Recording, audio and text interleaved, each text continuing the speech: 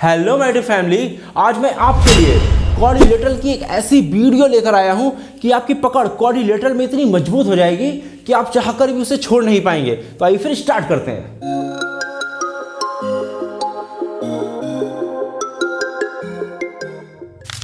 चलिए सबसे पहले ये समझते हैं कि क्वाड्रिलेटरल्स के टाइप कितने होते हैं। देखिए, क्वाड्रिलेटरल्स के टोटल 6 टाइप्स होते हैं। पहला है रेक्टेंगल, दूसरा है स्क्वायर, तीसरा है रोम्बस, चौथा है पैरेललोग्राम, पांचवा है ट्रेपेजियम और छठा है काइट। सबसे पहले हम इन 6 पार्ट्स को पढ़ेंगे, 6 टाइप्स को पढ़ेंगे।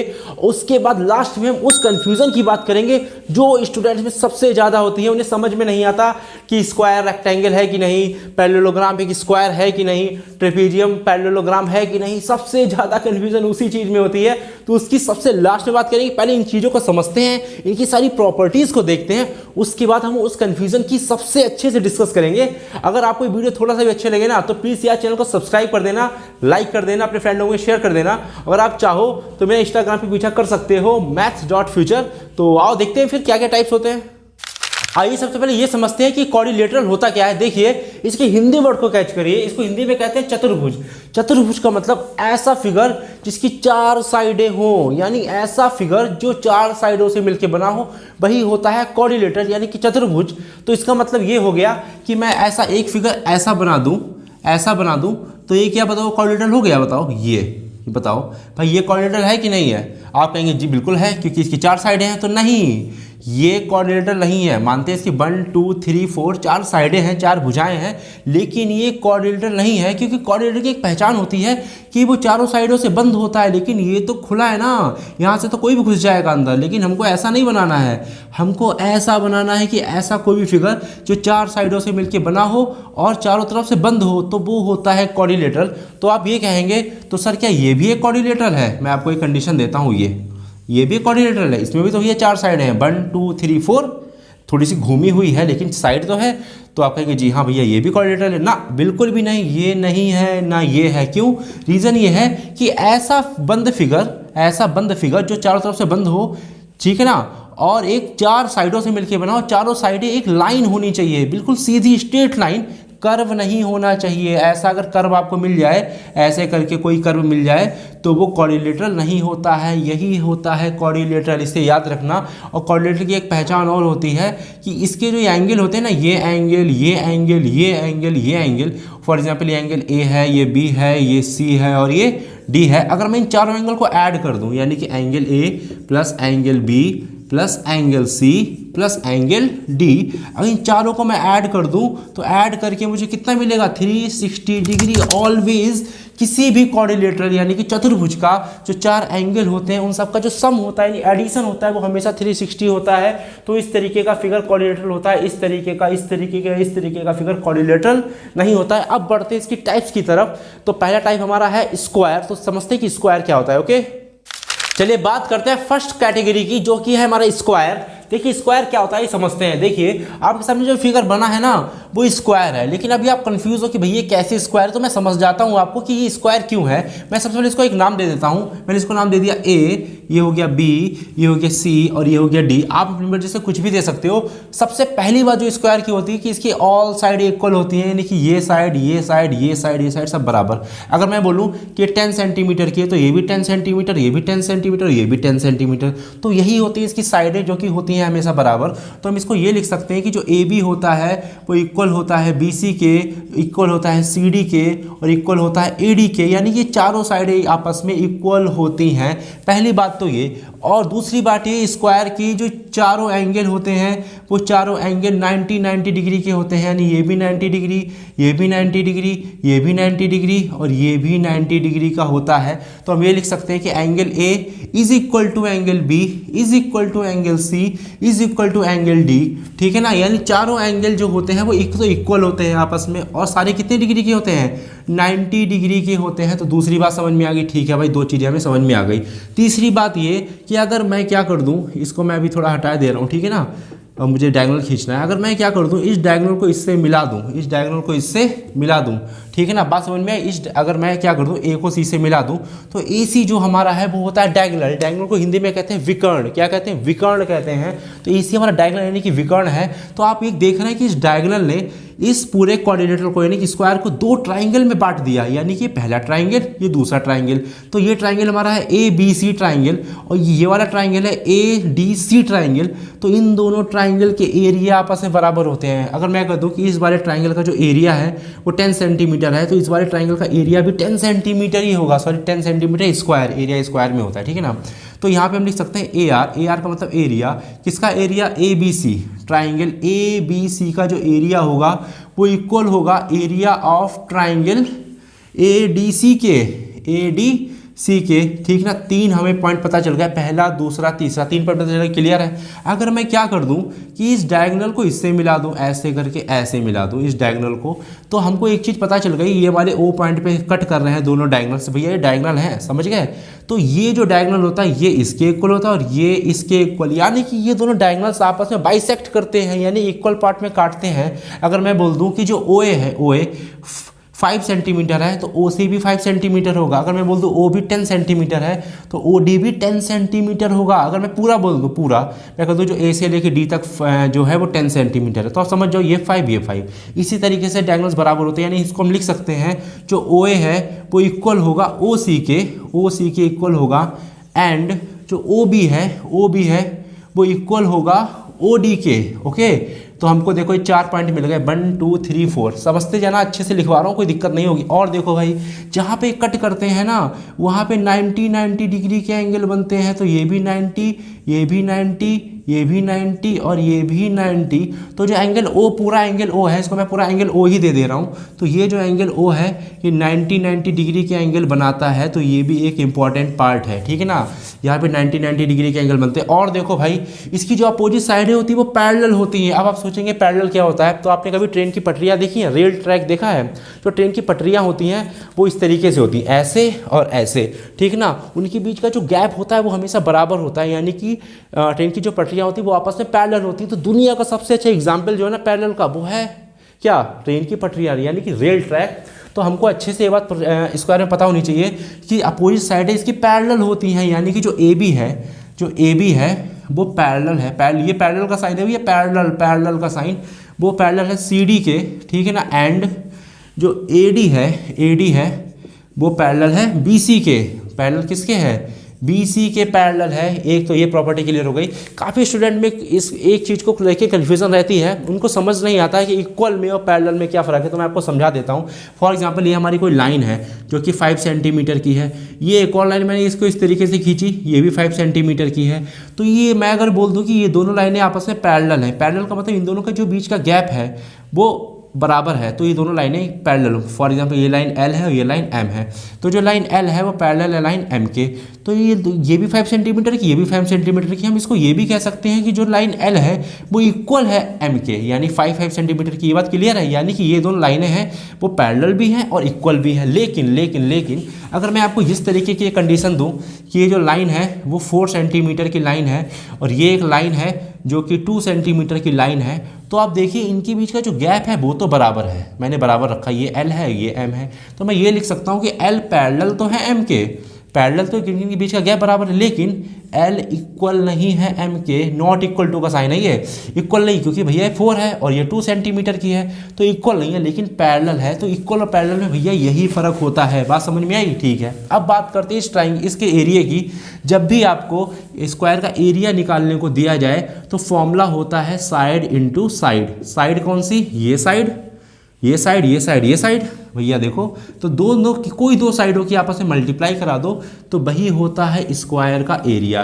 तो ये एक बात और क्लियर हो गई, इतनी प्रॉपर्टी लिख गई। और प्रॉपर्टी देखो, अगर हमसे कहा जाए कि स्क्वायर का पैरामीटर क्या होता है तो कुछ भी रटने की जरूरत नहीं है। दुनिया को कोई भी फिगर हो ना, उसका पैरामीटर होता है सम ऑफ ऑल साइड। जितनी साइडें उसकी हैं 1 2 3 4 5 जितनी साइडें हैं सबको ऐड कर दो, आंखें बंद करो, सबको ऐड कर दो, वही होता है पैरीमीटर। तो भाई इसकी कितनी साइडें हैं, 1 2 3 4 साइडें हैं। अगर मैं इस साइड को ले लूँ कि ये साइड A है तो ये भी A होगी, ये भी A होगी और ये भी A होगी, क्योंकि इसकी ऑल साइडें इक्वल होती हैं। तो इसका जो पैरीमीटर निकलेगा, क्या निकलेगा, पैरीमीटर जो निकलेगा हमारा वो निकलेगा A plus A plus A, A plus A plus A plus A 4a है ना, तो चारों को ऐड कर दो, तो कितने हैं, 4a है तो 4a यानी 4 इंटू साइड। तो पैरामीटर होता है इसका 4 इंटू साइड। साइड का मतलब जो a है वो हमारी साइड है इसकी। तो हमें पैरामीटर पता चल गया, एरिया पता चल गया और सारे एंगल पता चल गए, तो हमको सब कुछ देखो बहुत अच्छे से क्लियर हो गया। एक चीज़ और लिख लो भाई, इसकी एक चीज़ और है, पैरामीटर भी हो गया, सब कुछ तो हो गया, सब क्लियर है। तो मेरे ख्याल से हाँ, इसका विकर्ण यानी कि इसका डायगोनल, जो इसका डायगोनल होता है, डायगोनल जो होता है इसका, डायगोनल जो होता है, डायगोनल वो होता है क्या, √2 इंटू साइड, √2 इंटू साइड। ये आपको अजीब लग रहा होगा, लेकिन ये आप पाइथागोरस की हेल्प से निकाल सकते हो। जी हाँ बिल्कुल, आप पाइथागोरस की हेल्प से इसका डायगोनल निकाल सकते हो। अगर आपने पाइथागोरस थ्योरम पढ़ी है तो आपको पता है कि 90 डिग्री का एंगल बनता है। अगर आप इस ट्राइंगल को ले लो तो 90 के सामने होता है ये हाइपोटेनियस, ये होता है बेस, ये हो गया परपेंडिकुलर।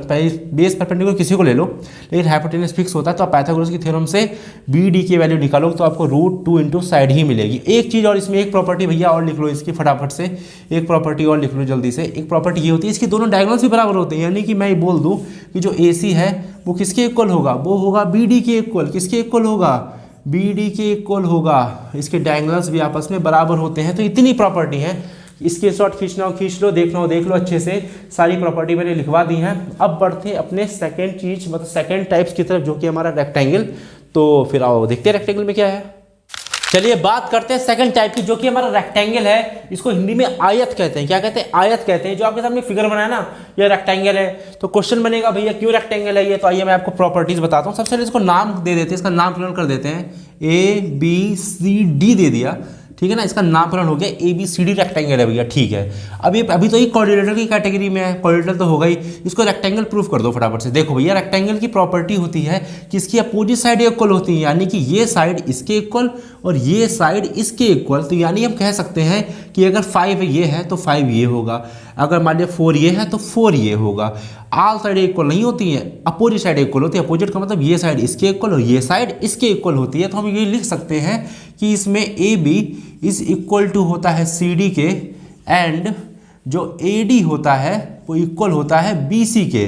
ओके, पहली बात तो ये, ठीक है, हमें क्लियर हो गए। इसके ऑल एंगल 90 डिग्री के होते हैं, सारे एंगल 90 डिग्री के होते हैं रेक्टेंगल में। तो angle A is equal to angle B is equal to angle C is equal to angle D is equal to 90 degree. Second बात तो ये हो गई, ठीक है भाई, हो गई, सारी क्लियर है। और देखो क्या होता है भाई, ये और इसकी अपोजिट साइडें पैरेलल होती हैं, यानी कि ये वाली साइड इसके पैरेलल और ये वाली साइड इसके पैरेलल।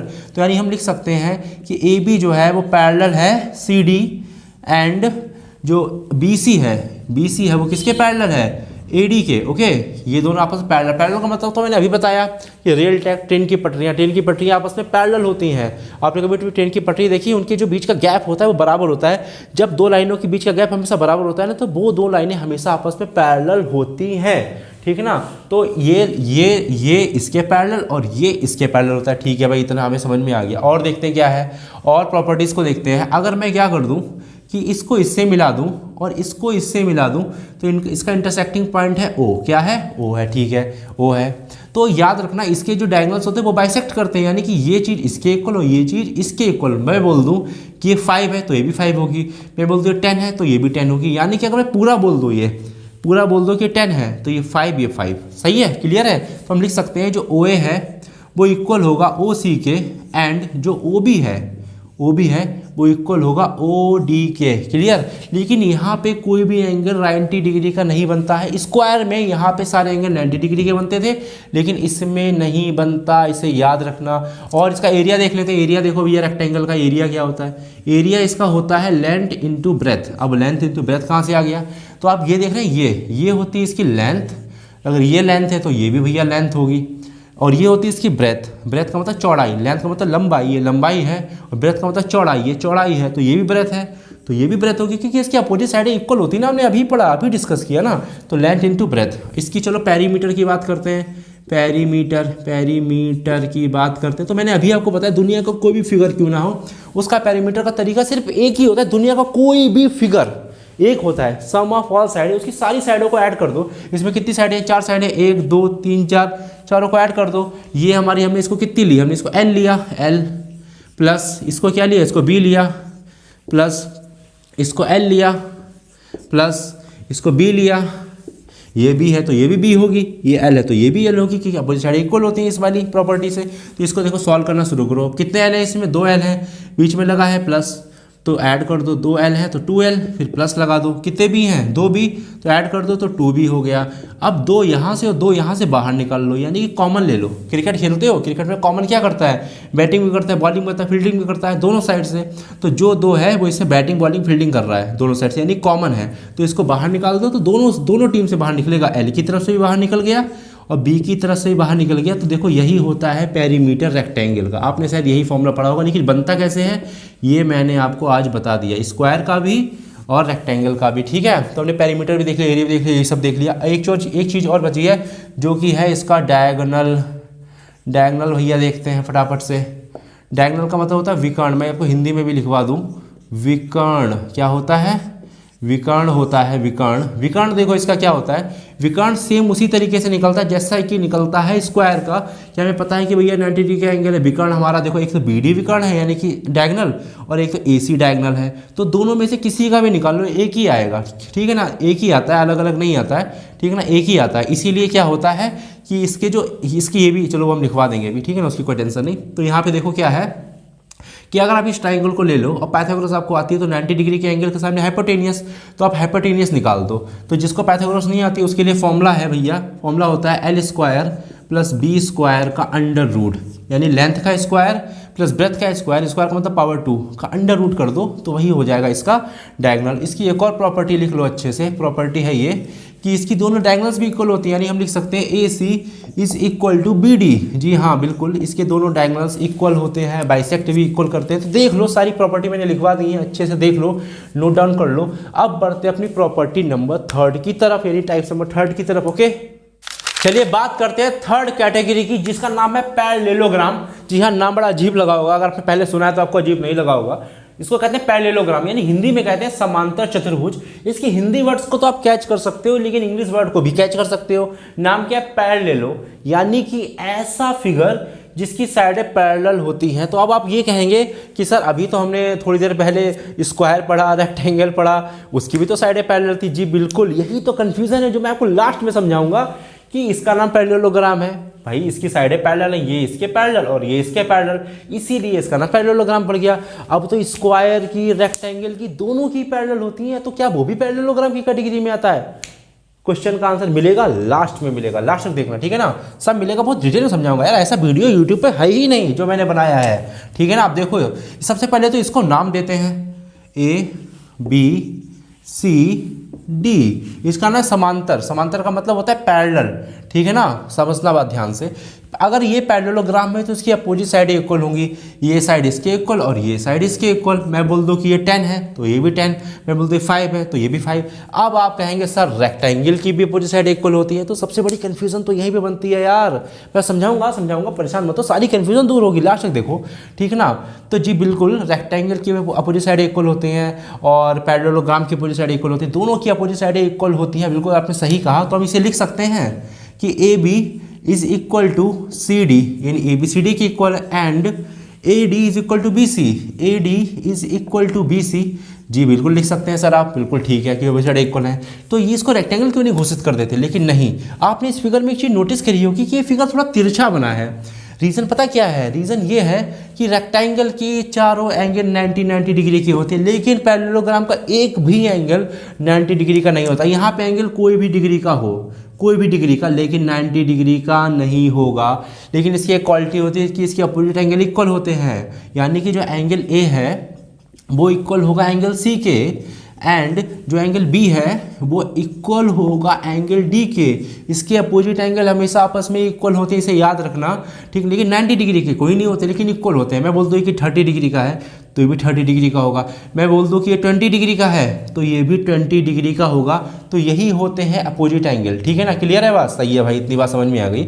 और देखो क्या क्या होता है भाई प्रॉपर्टी। अगर मैं क्या कर दूं कि इसको इससे मैं मिला दूं और इसको इससे मिला दूं, यानी ये डायगोनल्स हैं, ए सी डायगोनल और बी डी डायगोनल है, तो बीच का पॉइंट मैं ले लूँ ओ, तो याद रखना इसके डायगोनल्स आपस में बाइसेक्ट करते हैं, यानी कि ये वाली पार्ट इसके इक्वल और ये वाला पार्ट इसके इक्वल। यानी मैं बोल दूं कि ये 5 है तो ये भी 5 होगा, मैं बोल दूं कि 8 है तो ये भी 8 होगा। यानी कि हम लिख सकते हैं कि जो ओ ए होता है वो इक्वल होता है OC के, एंड जो OB होता है वो इक्वल होता है OD के। तो आपको एक चीज़ समझ में आ गई होगी रेक्टेंगल और पैरेललोग्राम में, कि रेक्टेंगल पैरेललोग्राम में सिर्फ एक ही फ़र्क आपको नजर आया अभी तक, कि रेक्टेंगल के चारों एंगल 90 डिग्री के होते हैं और पैरेललोग्राम के कोई भी एंगल 90 डिग्री का नहीं होता है। ये बात आपको अच्छे से क्लियर हो गई, ठीक है भाई, क्लियर हो गई।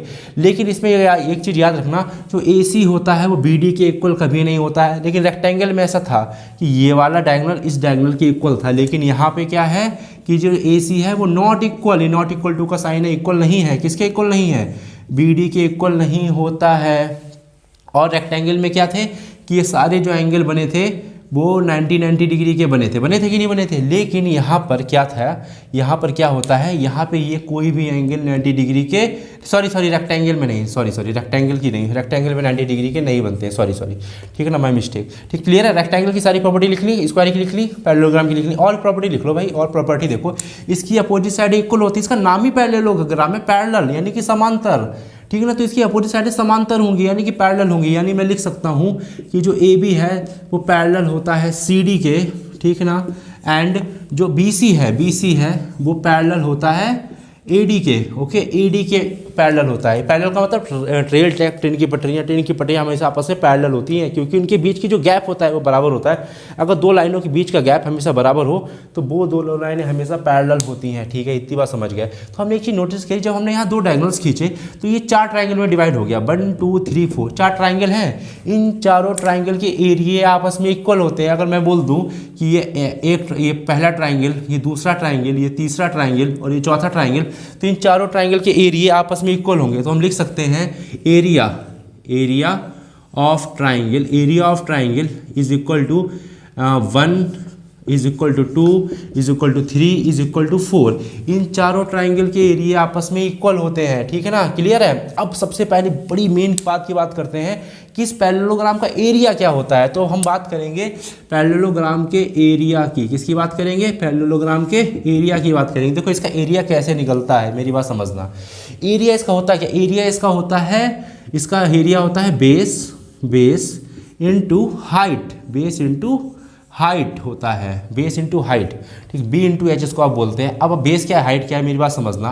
अब यहाँ पे समझते हैं थोड़ा सा, ठीक है ना। एक और फिगर बनाते हैं। मैंने एक पैरेललोग्राम इस तरीके का बनाया, ठीक है ना। अगर मैं क्या करूँ, इस पॉइंट से इस तरीके से हाइट खींचूं, हाइट भैया सीधी होती है, सीधी, कभी तिरछी नहीं होती है। अगर मान लिया मुझे इस कमरे की हाइट पता करनी है तो मैं क्या करूंगा, ऐसे करके थोड़ी ना नापूंगा, ऐसे देखो, ऐसे तिरछा ना, मैं बिल्कुल सीधे स्ट्रेट 90 डिग्री का एंगल यानी कि परपेंडिकुलर नापूंगा, बिल्कुल सीधा, ठीक है ना, तभी मुझे हाइट पता चलेगी। तो अगर मुझे इसकी हाइट चाहिए तो मुझे सीधी एक लाइन खींचनी पड़ेगी।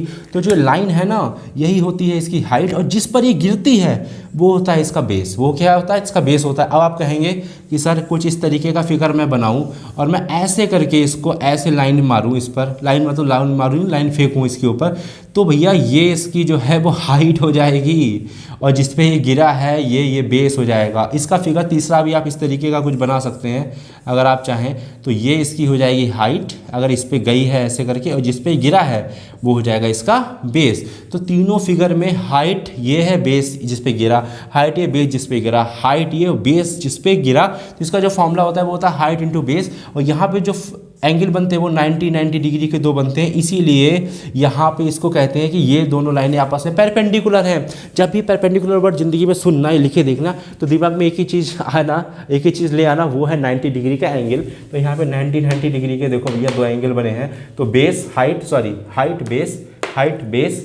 हाइट बेस, तो यही होता है इसका फॉर्मूला। अगर मैं इसकी पैरीमीटर की बात करूं तो आपको कुछ सोचना नहीं पड़ेगा। पैरीमीटर के लिए, पैरीमीटर का सीधा सा एक ही फॉर्मूला दुनिया में बना है। दुनिया का कोई फिगर हो, सम ऑफ ऑल साइड है, यानी इसकी चारों साइडों को ऐड कर दो, इसे मैं बोलता हूँ 5 है तो ये भी 5 होगी, मान लो 10 है तो ये भी 10 होगी। फॉर एग्जाम्पल ये लेंथ है, ठीक है ना, तो ये भी लेंथ हुई, ये ब्रेथ है तो ये भी ब्रेथ हुई। तो इसका जो रेक्टेंगल का फॉर्मूला जो बनता है, इसका पैरेललोग्राम के जो पैरीमीटर का जो फॉर्मूला बनता है वो सेम टू सेम रेक्टेंगल के पैरीमीटर के जैसा होता है, जो कि होता है 2l + b, सेम होता है, कतई सेम एकदम। तो देखिए सारी प्रॉपर्टी मैंने लिखवा दी, एक खोद के छीन के, मतलब हर जगह से निकाल के लिखवा दी। तो आप अच्छे से देख लो, स्क्रीनशॉट ले लो। अब बढ़ते हैं अपनी 4th प्रॉपर्टी की तरफ, जो कि हमारा है रोम्बस। ओके, चलिए बात करते हैं 4th टाइप की, जो कि है हमारा रोम्बस। रोम्बस को हिंदी में कहते हैं समचतुर्भुज। अब आपको यहाँ पे हिंदी वर्ड में लग रहा होगा, आप इंग्लिश वर्ड से इस क्वेश्चन को कैच नहीं कर पाएंगे, इस चीज को कैच नहीं कर पाएंगे, लेकिन हिंदी वर्ड से आप इस चीज को कैच कर लेंगे। यहाँ पे लिखा हुआ है सम, सम का मतलब होता है बराबर, यानी कि जिसकी चारों साइडें बराबर होती है वो होता है रोम्बस। अब आप ये कहेंगे सर स्क्वायर की भी तो चारों साइडें बराबर होती है, तो स्क्वायर भी एक रोम्बस है। जी हाँ बिल्कुल, इसका आंसर आपको लास्ट में मिलेगा, अभी नहीं, ठीक है ना, लास्ट में देखो सारी कंफ्यूजन दूर हो जाएगी। तो रोम्बस की एक प्रॉपर्टी, सबसे पहले तो इसको नामकरण कर दो, इसका नामकरण है ABCD, सब लोग भाई बहन है ना, इसलिए सबका नाम सेम ही सेम है, ठीक है ना। तो सबसे पहले तो रोम्बस की एक कैटेगरी, एक क्वालिटी है कि इसकी ऑल साइड इक्वल होती है, कि इसका नाम ही है सम, चतुर्भुज। सम का मतलब बराबर, जिसकी सारी भुजाएं, जिसकी चारों साइडें सम यानी कि बराबर होती हैं, तो वही होता है हमारा रोम्बस। तो स्क्वायर भी एक रोम्बस की कैटेगरी में आता है, मैं आपको लास्ट में बताऊंगा, ठीक है ना, आप समझना मेरी बात। तो सबसे पहले तो इसकी ऑल साइड इक्वल, अगर फॉर एग्जाम्पल मैं बोल दूँ 10 है तो ये 10 10 10 10, मैं बोल दूँ 5 है ये तो 5 5 5 5, इस तरीके से। तो यानी हम लिख सकते हैं कि AB is equal to BC is equal to CD is equal to AD, ठीक है ना। लेकिन ये स्क्वायर नहीं है, ठीक है ना, ये स्क्वायर नहीं है। क्यों नहीं स्क्वायर है? स्क्वायर एक रोम्बस हो सकता है, लेकिन एक रोम्बस एक स्क्वायर कभी नहीं हो सकता। रीज़न पता क्या है? रीज़न ये कि इसके, आपको पता है ना, स्क्वायर के सारे एंगल 90 डिग्री के होते हैं, चारों एंगल, लेकिन रोम्बस के एक भी एंगल 90 डिग्री का नहीं होता, कोई भी चारों में से कोई भी एंगल 90 डिग्री का नहीं होता। लेकिन इसकी एक क्वालिटी होती है कि इसके अपोजिट एंगल इक्वल होते हैं, यानी कि एंगल जो A है वो C के इक्वल होगा, angle A is equal to angle C, and angle B होगा वो एंगल D के इक्वल होगा, angle B is equal to angle D। अगर मैं बोलूँ कि एंगल 30 डिग्री का है तो ये भी 30 डिग्री का, ये 40 डिग्री का है तो ये भी 40 डिग्री का, ठीक है। मतलब पैरेललोग्राम की एक प्रॉपर्टी इसमें लग गई कि इसके सारे एंगल जो होते हैं अपोजिट एंगल इक्वल होते हैं, लेकिन कोई भी एंगल 90 डिग्री का नहीं होता है। इस चीज़ को याद रखना, ठीक है ना। क्लियर है भाई? क्लियर है। अगर मैं क्या करूँ, इसके डायगोनल्स को ऐसे मिला दूँ, इसके डायगोनल्स को मिला दूँ, एक डायगोनल है इसका AC और दूसरा डायगोनल है इसका BD विकर्ण, तो मैं बोल दूँ कि ये O पे कट कर रहा है, तो यहाँ पे ये जो ये होते हैं ना इसके, ये आपस में इक्वल होते हैं, यानी कि इसके डायगोनल्स आपस में बाइसेक्ट करते हैं। यानी कि अगर मैं बोल दूं कि 5 है OA तो OC भी 5 होगा। अगर मैं बोल दूं OD 10 है तो OB भी 10 होगा, यानी कि ये जितना उतना ये, जितना ये उतना ये, यानी कि हम लिख सकते हैं जो OA है वो इक्वल है OC के, एंड जो OB है वो इक्वल है OD के। क्लियर है? ये बात क्लियर है भाई, इतनी बात हमें समझ में आ गई। और इसकी एक और क्वालिटी होती है जो कि पैरेललोग्राम में नहीं होती है, वो है ये कि इसके जितने भी एंगल यहाँ पे बनते हैं वो सब 90 डिग्री के बनते हैं, यानी कि 90 डिग्री 90 डिग्री 90 डिग्री और 90 डिग्री। जी हाँ, सारे एंगल 90 डिग्री के होते हैं। तो हम लिख सकते हैं जो हमारा एंगल O है पूरा, ये पूरा 90 डिग्री का ही होता है, मतलब ये 90 90 90 90, ठीक है। इस चीज़ को थोड़ा अंडरस्टैंड करना, समझने की कोशिश करना, ठीक है भाई। इतनी बात हमें समझ में आ गई, इतनी बात हमने आपकी सर समझ ली। Okay, very good. चलो और प्रॉपर्टीज़ को देखते हैं। सबसे और इसकी क्या है कि इसकी अपोजिट साइड पैरेलल होती हैं, यानी कि जो AB है वो किसके पैरेलल होगी? ये पैरेलल का साइन होता है भैया, पैरेलल होती है CD के, एंड जो ABC है BC वो किसके पैरेलल होती है? वो पैरेलल होती है AD के। किसके पैरेलल होती है? AD के पैरेलल होती है। ओके, क्लियर है? पैरेलल का मतलब रेल ट्रैक ट्रेन की पटरी आपस में पैरेलल होती है। ऐसी दो लाइनें जिसके बीच का गैप, डिस्टेंस अगर बराबर है तो वो दो लाइनें हमेशा पैरेलल होती हैं। इसलिए रोम्बस में ये इसके पैरेलल और ये इसके पैरेलल। इतनी बात भी हमें समझ में आ गई सारी, हमने भाई ये प्रॉपर्टी भी डिस्कस कर ली। और देखो, अच्छा इसका एरिया देखते हैं। एरिया, इसका एरिया क्या होगा? रोम्बस का एरिया, ठीक है भैया। रोम्बस का एरिया देखो रोम्बस जो है वो कुछ स्क्वायर टाइप का लगता है। रीज़न पता क्या है? रीज़न ये है कि स्क्वायर की भी ऑल साइड इक्वल होती हैं और रोम्बस की भी ऑल साइड इक्वल होती हैं, लेकिन रोम्बस का एरिया, मतलब कि जो स्क्वायर का एरिया है वो रोम्बस में कभी नहीं लगेगा। आप स्क्वायर का एरिया रोम्बस में लगा के देख लो, लेकिन कभी भी आंसर नहीं आएगा। लेकिन अगर आप रोम्बस का फॉर्मूला जो है स्क्वायर में लगा दोगे ना तो आपका आंसर सेम आएगा। जी हाँ, बिल्कुल, ये लॉजिक है, आप चाहे करके भी देखो। आप स्क्वायर का एरिया उठाओ और रोम्बस में लगा दो तो आपका आंसर कभी भी सेम नहीं आएगा। स्क्वायर का एरिया क्या होता है? साइड इनटू साइड, लगा के देख लो, आंसर सेम नहीं आएगा। लेकिन अगर आप रोम्बस का एरिया लगाओगे ना, जो कि क्या होता है मैं बताता हूँ आपको, 1/2 इंटू D1 इंटू D2। अब आप कंफ्यूज मत होना भैया, D1 D2 क्या? D1 का मतलब होता है ये पहला डायगोनल और D2 का मतलब होता है ये दूसरा डायगोनल। यानी इसको हम सही तरीके से लिखें तो 1/2 इंटू पहला डायगोनल क्या है? AC, कोई भी ले लो, पहला AD या AC कुछ भी ले लो, तो हमने पहला डायगोनल AC ले लिया, इंटू दूसरा डायगोनल क्या है हमारा? BD। तो ये होता है रोम्बस का फॉर्मूला। आप इस फॉर्मूले को उठाकर, इसका एरिया उठाकर स्क्वायर वाले एरिया में लगा दो, आपका आंसर सेम आएगा। जी हाँ, स्क्वायर का एरिया इसमें कभी नहीं लगेगा, लेकिन रोम्बस का एरिया स्क्वायर में लगेगा, क्योंकि स्क्वायर एक रोम्बस होता है। ये बात मैं आपको लास्ट में बताऊंगा, ठीक है ना, कंफ्यूज मत होना, मैं लास्ट में बताऊंगा क्यों होता है, ठीक है ना। इतना क्लियर है। तो एरिया हो गया। अगर आपको इसका पेरीमीटर निकालना हो तो यार मैं पेरीमीटर पहले भी आपसे कह चुका हूँ कि चारों साइडों को ऐड कर दो, वही होता है पेरीमीटर। चारों साइडों को ऐड कर दो। फॉर एग्जाम्पल चारों साइड इक्वल है, तो मैं इसको अगर ए दे दूँ तो ये भी ए हो जाएगी, ये भी ए हो जाएगी और ये भी ए हो जाएगी। चारों ए को ऐड कर दो तो कितने ए हैं, 4 ए हैं, तो चारों ए को ऐड कर दो, ठीक है ना। तो 1 2 3 4 4 ए। तो इसका जो पेरीमीटर होता है रोम्बस का 4 ए, मतलब बिल्कुल सेम टू सेम स्क्वायर की तरह। तो हमने देखो इसकी सारी प्रॉपर्टी डिस्कस कर ली हैं, जो भी इंपॉर्टेंट प्रॉपर्टीज़ है जो आपके काम आती हैं, तो सारी प्रॉपर्टी हो गई हमारी, ठीक है ना। अब बढ़ते हैं अपने 5 की तरफ, जो कि हमारा है ट्रेपेजियम। ओके, चलिए बात करते हैं 5th कैटेगरी की, जो कि है हमारा ट्रेपेजियम। इसको हिंदी में कहते हैं समलंब चतुर्भुज, ठीक है ना। इसका जो फिगर होता है वो कुछ इस तरीके का लिखता है देखने में। आपके सामने और भी टाइप के ट्रेपेजियम दिखेंगे, मैं आपको बना के दिखाऊंगा कि और टाइप के ट्रेपेजियम किस तरीके के लगते हैं, मैं अभी दिखाऊंगा, ठीक है ना। आपको टेंशन नहीं लेना है। देखो भैया, इसका सबसे पहले तो नामकरण करते हैं, जो कि हमारा है ए बी सी और डी। ओके, कर दिया, ठीक है। अब इसकी क्या क्या प्रॉपर्टीज़ होती हैं, सिर्फ एक ही प्रॉपर्टी होती है यार, और कोई खास प्रॉपर्टी नहीं होती है। एक प्रॉपर्टी जो मेन प्रॉपर्टी होती है इसकी, वो होती है इसकी जो ये साइड होती है, ये वाली साइड इसके पैरेलल होती है, ठीक है ना। यानी कि हम ये लिख सकते हैं कि जो ए बी है वो पैरेलल है सी डी के। अब आप कहेंगे सर इसकी ये इसके पैरेलल है, ये इसके पैरेलल हो सकता है? बिल्कुल नहीं हो सकता। बी सी ए डी के पैरेलल नहीं होगा। अगर B C B A D के पैरेलल हो जाएगा तो भैया वो पैरेललोग्राम हो सकता है, रोम्बस हो सकता है, रेक्टेंगल हो सकता है, स्क्वायर हो सकता है, कुछ भी हो सकता है, लेकिन ट्रेपेजियम नहीं हो सकता। ट्रेपेजियम का एक ही क्वालिटी होती है कि इसकी एक pair, only 1 pair side opposite हो, सॉरी 1 पेयर पैरेलल साइड ही होती है, यानी कि ये इसके पैरेलल होगी और कुछ नहीं होगा, ठीक है ना। तो यही होता है ट्रेपेजियम, ठीक है ना। तो इसका अगर हम एरिया निकालते हैं, क्या निकालते हैं, चलिए इसका एरिया की बात भी कर लेते हैं। इसका एरिया जो होता है वो देखो क्या होता है, इसकी खास कोई प्रॉपर्टी होती नहीं है, परेशान नहीं होना। एरिया देखो क्या होता है इसका, एरिया क्या होता है, एरिया इसका होता है 1/2 into sum of parallel side. पहले मैं फॉर्मूला लिख दूं, उसके बाद मैं आपको समझाता हूं इसका मतलब क्या है। सम ऑफ पैरेलल, ये पैरेलल का साइन है, पैरेलल साइड्स, ठीक है ना, इसको ब्रैकेट में कर लो, इनटू h फॉर हाइट। अब देखो ये क्या चक्कर है, 1/2 तो चलो लगाया फॉर्मूले में। अब इसका क्या मतलब, सम ऑफ पैरेलल साइड। तो सबसे पहले देखो कि पैरेलल साइड कौन कौन सी है। अभी मैंने आपको बताया कि जो ए बी है वो इस सी डी के पैरेलल है, ठीक है। ए बी जो है वो सी डी के पैरेलल है, तो इन दोनों साइडों को सम कर दो। यानी फॉर एग्जाम्पल अगर मैं बात करूँ, ये 5 है और ये 10 है, ये इक्वल कभी नहीं होंगे। हाँ, पहले बता दूँ भैया मैं कि ए बी सी डी के इक्वल कभी नहीं होगा। यहाँ लिख लो कि A B is not equal to C D. A B C D के इक्वल कभी ज़िंदगी में नहीं होगा, कभी भी नहीं होगा। इस चीज़ को याद रखना, ठीक है ना। ओके, सही है, ठीक है। सबसे पहले इसकी बात करते हैं। अगर इसका हमको एरिया निकालना हो तो देखो निकालेंगे कैसे। 1/2 लिखा हुआ, सम ऑफ पैरेलल साइड, यानी इन दोनों पैरेलल साइड को ऐड कर दो। पैरेलल साइड को ऐड करना, तो यही तो इसके पैरेलल है, तो 5 और 10 कितना हो जाएगा, 15 हो जाएगा। सम का मतलब होता है ऐड करना, इनटू फिर क्या है यहाँ पे हाइट। अब देखिए हाइट क्या हो सकती है, हमको क्या करना पड़ेगा। देखो ये तो तिरछा जा रहा है, ये तो हाइट हो नहीं सकती। तिरछा जा रहा है, ये भी हाइट नहीं हो सकती। हाइट कभी तिरछी नहीं होती, बिल्कुल सीधी होती है कि परपेंडिकुलर होती है, यानी कि 90 डिग्री का एंगल बनाती है, सीधी सी बात।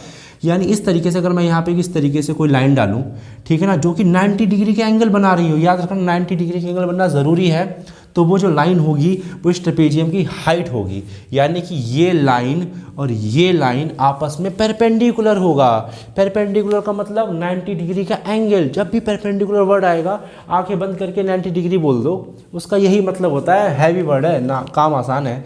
तो यही होगी इसकी हाइट। फॉर एग्जांपल मैंने इसको दे दिया कि ये हमारी 4 सेंटीमीटर है। कितनी है, 4 सेंटीमीटर है। तो इस हाइट के प्लेस पे रख दो 4, 2 से डिवाइड कर दो, 15 2 जा 30। अगर ये सेंटीमीटर में तो सेंटीमीटर पे लिख जाएगा स्क्वायर, क्योंकि क्या है, एरिया है। तो यही होता है ट्रेपेजियम का एरिया। अगर आप इसकी पेरीमीटर की बात करें, किसकी बात करें, पेरीमीटर की बात करें, तो पेरीमीटर मैंने आपको हमेशा एक ही चीज़ बताई है कि 1 2 3 4 चारों साइडों को ऐड कर दो, वही होता है इसका पेरीमीटर। तो कोई फॉर्मूला बनता नहीं, इसका बनाना नहीं है, तो चारों साइडों को ऐड कर दो।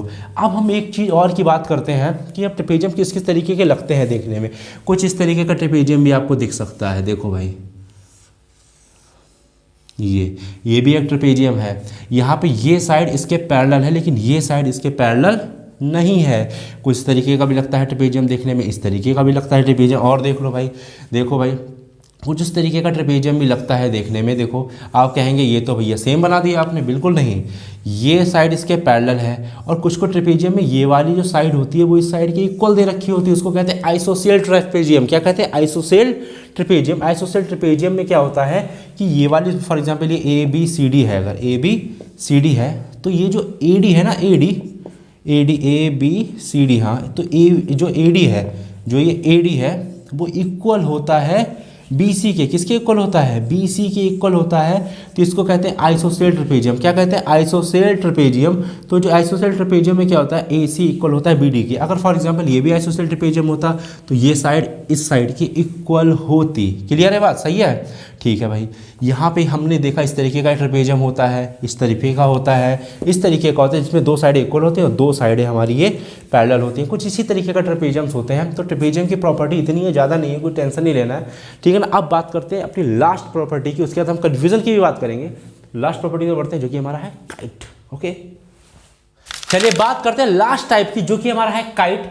अब आप ये मत कहना कि सर आपने इसका हिंदी वर्ड नहीं लिखा, क्योंकि पतंग तो सभी उड़ाते हैं, तो वही इसका पतंग है यार, बस ज़्यादा नहीं, ठीक है ना। तो सबसे पहले तो इसको देखते हैं, तो जो कि काइट के शेप में लग रहा है देखने में, तो इसका सबसे पहले नामकरण करते हैं, जो कि है A B C और D। काइट की कैटेगरी कुछ क्वालिटीज़ होती हैं, ज़्यादा क्वालिटीज़ नहीं है, ज़्यादा इंपॉर्टेंट नहीं है। मैं पहले बता दूँ ये इंपॉर्टेंट नहीं है, ठीक है ना। इसकी खास प्रॉपर्टीज़ नहीं होती है, इसमें कोई क्वेश्चन भी नहीं बनता है, तो कोई इंपॉर्टेंट नहीं पढ़ोगे तब भी कोई दिक्कत नहीं, स्किप भी कर सकते हो, लेकिन देख लो, ठीक है।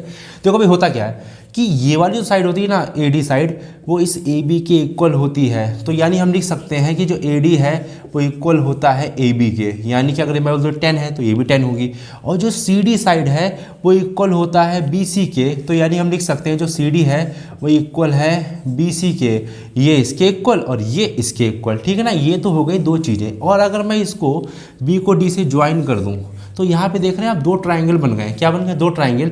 ये जो पहला ट्राइंगल है ABD ट्राइंगल, ABD या ADB कुछ भी बोल लो, ये एक आइसोसेल ट्राइंगल है। और दूसरा ट्राइंगल हमारे पास BCD ट्राइंगल, ये भी एक आइसोसेल ट्राइंगल है। आइसोसेल ट्राइंगल का मतलब होता है ऐसा ट्राइंगल जिसकी दो साइडें इक्वल होती है, कोई दो साइडें।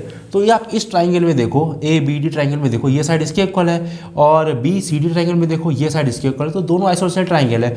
आप कहेंगे सर आप ये सब क्यों बता रहे हैं? क्योंकि ज़रूरी है।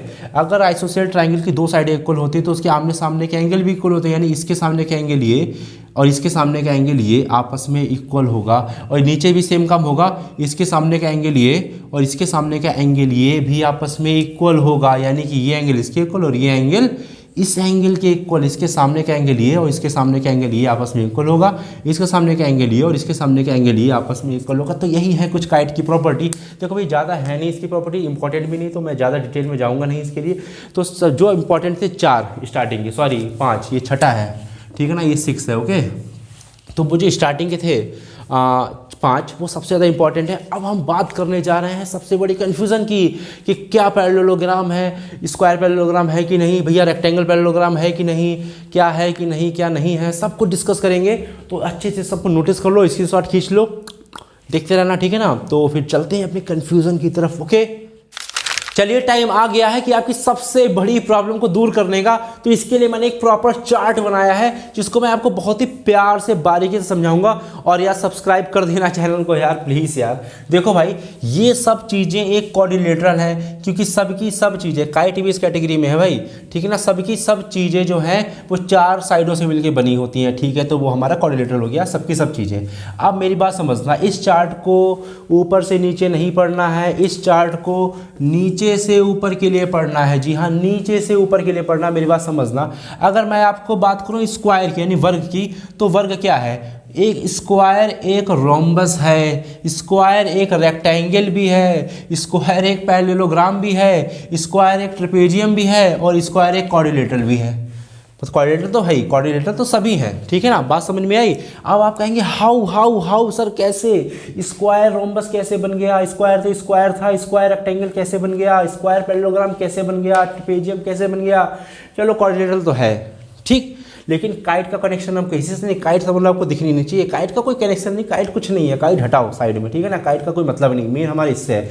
तो मैंने जो कहा उसको पहले समझ लो, उसको पहले समझ लो, इसको नोट डाउन करो, नोट डाउन करो, ठीक है ना। मैं आपको एक एक चीज़ का प्रूफ दूंगा, टेंशन नहीं लेना है। तो स्क्वायर क्या है, स्क्वायर सब कुछ है, स्क्वायर एक रोम्बस भी है, स्क्वायर एक रेक्टेंगल भी है, स्क्वायर एक पैरेललोग्राम भी है, स्क्वायर एक ट्रेपेजियम भी है। अब हम बात करते हैं रोम्बस क्या है। रोम्बस, तो रोम्बस एक पैरेललोग्राम है और एक ट्रेपेजियम है। तो रोम्बस एक पैरेललोग्राम है, एक ट्रेपेजियम है।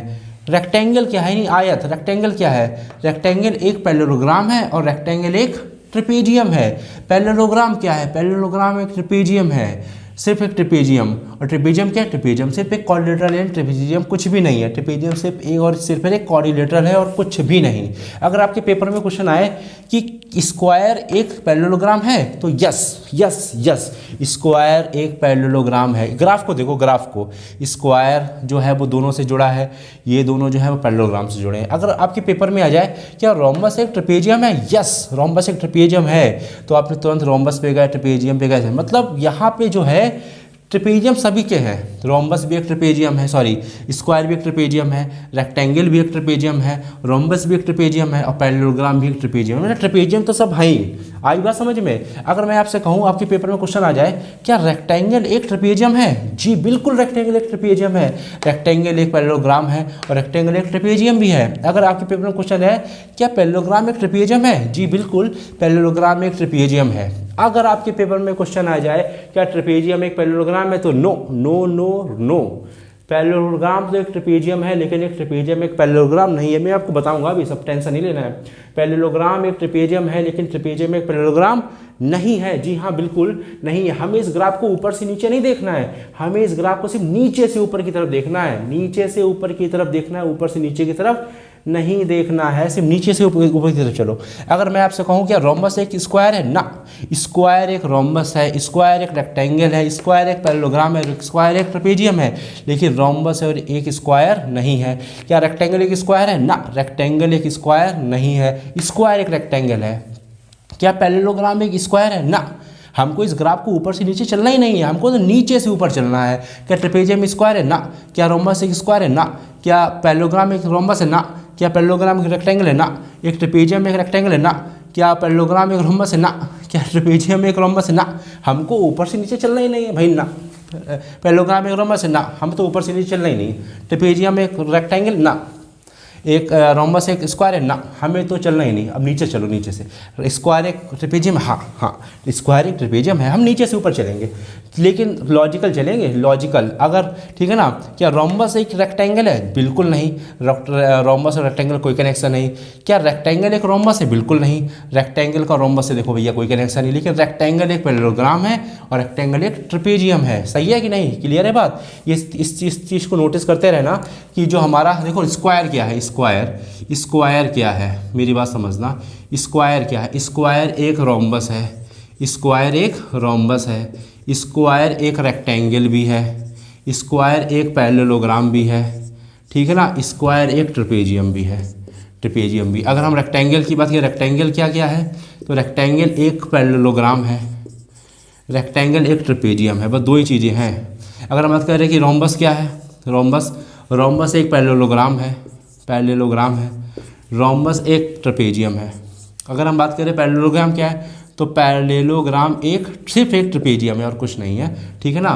ट्रेपेजियम कुछ भी नहीं है, ट्रेपेजियम में नो, ट्रेपेजियम को कोई कनेक्शन नहीं। तो हमको नीचे से ऊपर चलना है। अब आप कहेंगे सर ये आपने कैसे किया, ठीक है ना, ये चार्ट आप समझ गए, अब आपको क्वेश्चन करने में दिक्कत नहीं होगी, ये मेरा आपसे प्रॉमिस है, ठीक है ना। ओके, क्वेश्चन करने में आपको दिक्कत नहीं होगी। अब चलो समझते हैं क्या है। देखो भैया यहाँ पे लिखा हुआ समचतुर्भुज, इसको हिंदी से कैच करोगे, इंग्लिश से नहीं कैच कर पाओगे। रोम्बस आप नहीं समझ पाओगे, रोम्बस पता नहीं कहाँ पहुँच जाओ आप समचतुर्भुज इसके हिंदी वर्ड को कैच करो, ठीक है ना। आप चाहो तो वीडियो यहाँ पे छोड़ सकते हो, अगर आपको इसको याद करने की कैपेसिटी है तो आप वीडियो छोड़ दो, लेकिन इसको समझना है वो समझ ले। देखो भैया यहाँ पे लिखा है समचतुर्भुज, यानी कि रोम्बस का हिंदी में कहते हैं समचतुर्भुज। सम का मतलब क्या होता है, चतुर्भुज का मतलब क्या होता है, सम का मतलब साइडें, यानी जो उसकी भुजाएं हैं साइडें। चतुर्भुज का मतलब है सम का मतलब होता है बराबर, और चतुर्भुज का मतलब होता है उसकी चारों साइडें, जिसकी चारों साइडें बराबर होती है वो होता है रोम्बस। तो किसकी चारों साइडें बराबर होती हैं, स्क्वायर की चारों साइडें बराबर होती हैं कि नहीं। तो स्क्वायर एक रोम्बस है। क्या बताओ, क्या रोम्बस एक रेक्टेंगल है या क्या रेक्टेंगल एक रोम्बस है? बिल्कुल नहीं, क्योंकि रेक्टेंगल में सिर्फ 2 ही साइड इक्वल होती हैं, लेकिन ये रोम्बस हमसे कहता है कि समचतुर्भुज सारी साइडें बराबर करो। लेकिन रेक्टेंगल कहता है ना भैया, हम तो सिर्फ अपनी 2 ही साइडें बराबर करेंगे, क्योंकि हमने प्रॉपर्टीज अभी पढ़ी हैं। ठीक है ना, सारी प्रॉपर्टी पढ़ने के बाद ये लास्ट में करवा रहा हूँ मैं। अब सब बात करते हैं कि रेक्टेंगल एक पैरेललोग्राम है, लेकिन एक पैरेललोग्राम एक रेक्टेंगल नहीं है। देखो भाई कैसे, रेक्टेंगल एक पैरेललोग्राम क्यों है? देखो यहाँ पे इसको हिंदी वर्ड को कैच करो, समांतर, इंग्लिश वर्ड को भी यहाँ पे कैच कर सकते हो। समांतर का मतलब होता है पैरेलल, नाम ही इसका पैरेलल है, और चतुर्भुज का मतलब भुजाएं, जिसकी भुजाएं पैरेलल होती हैं, ठीक ना, वो एक पैरेललोग्राम होता है। तो आप नोटिस करो कि जितने फिगर बने हैं 1 2 3, यानी कि रोम्बस, रेक्टेंगल और स्क्वायर, इन सब की ही आपस में भुजाएं पैरेलल होती हैं, इसीलिए ये सारे फिगर पैरेललोग्राम होते हैं। यानी स्क्वायर भी पैरेललोग्राम है, रोम्बस भी पैरेललोग्राम है और रेक्टेंगल भी पैरेललोग्राम है। लेकिन एक ट्रिपेजियम एक पैरेललोग्राम नहीं है, लेकिन एक पैरेललोग्राम एक ट्रिपेजियम है। आप कहेंगे सर कैसे? क्योंकि देखो पैरेललोग्राम का डिफिनेशन होती है समांतर भुजाएं, जितनी भुजाएं होती हैं सारी होनी चाहिए समांतर भुजाएं, ठीक, समचतुर्भुज, समांतर चतुर्भुज। तो हमने ये चीज़ नोटिस करी, समांतर चतुर्भुज मतलब कोई भी भुजा मेरी कोई भी साइड पैरेलल हो सकती है। तो ट्रेपेजियम में क्या होता है? ट्रेपेजियम में भैया एक साइड तो पैरेलल होती है, इसीलिए ये पैरेललोग्राम एक ट्रेपेजियम के अंडर में आ जाता है। लेकिन एक ट्रेपेजियम कभी भी पैरेललोग्राम नहीं बन सकता। इसकी हिंदी वर्ड से आप इसे कैच कर सकते हो। इसलिए जो रेक्टेंगल है उसे आप पैरेललोग्राम भी कह सकते हो, यानी कि समांतर चतुर्भुज कह सकते हो। जो स्क्वायर है उसको आप समचतुर्भुज यानी कि एक रोम्बस भी कह सकते हो। सही है, क्लियर है? तो आप इस चार्ट को नीचे से ऊपर के लिए कैच करोगे ना, तब आप हर चीज़ को अच्छे से समझ जाओगे, कर पाओगे। ठीक है ना? तो हमारा ये जो सेशन है वो अच्छे से समाप्त होता है, ख़त्म होता है। अगर आपको मेरा अच्छा लगा, बड़ी मेहनत लगी है मुझे, बहुत जानकारी इकट्ठा करी है मैंने, अपनी नॉलेज को बढ़ाया है, तो अच्छा लगे तो सब्सक्राइब कर देना, लाइक कर देना, शेयर कर देना, फ्रेंड लोगों के साथ लाइक शेयर कर देना। ठीक है ना? और यार अगर आप चाहो तो मेरे इंस्टाग्राम में पीछे कर सकते हो मैथ.फ्यूचर, मैं वहाँ पे अपडेट देता रहता हूँ अपनी वीडियोज़ की। और यार और क्या यार, बस बाय, गुड नाइट।